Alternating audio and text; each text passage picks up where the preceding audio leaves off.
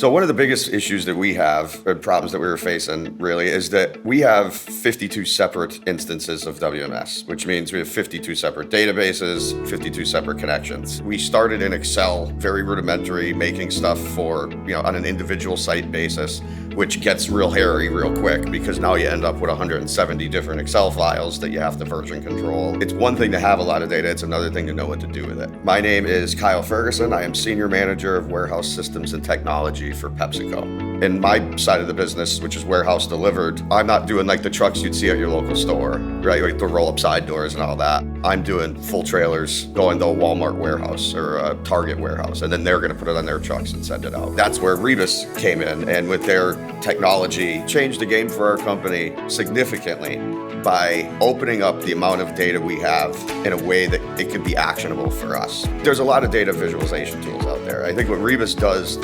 differently is the database underneath, the Mongo database. That's really the way that the reporting and analytics industry is going, that they're starting to rely more on those types of databases than your standard relational ones. Because of that technology, they're able to collect live data very fast within a couple seconds of a transaction happening in WMS.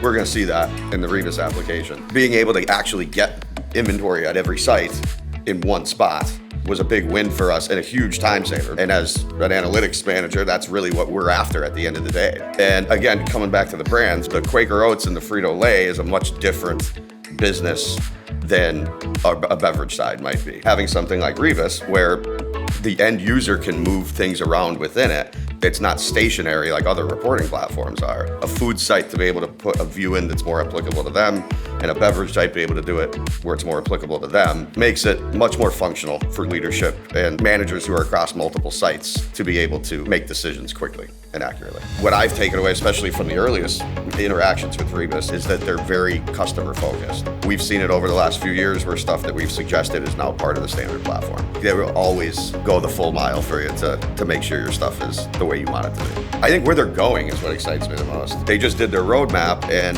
a lot of the stuff where they're going towards is stuff that I think we've wanted as customers for some time. The fact that they're always evolving the platform is what excites me the most about it. Every time I come to something like this, or I have a conversation with the folks from the Rebus team, we end up finding some new cool thing that we didn't know we could do, or we get a recommendation from them that another customer had, and it starts to inspire creativity from our end as well. The fact that it's continuing to mature shows us that it's a product we can stick with for a long-term commitment.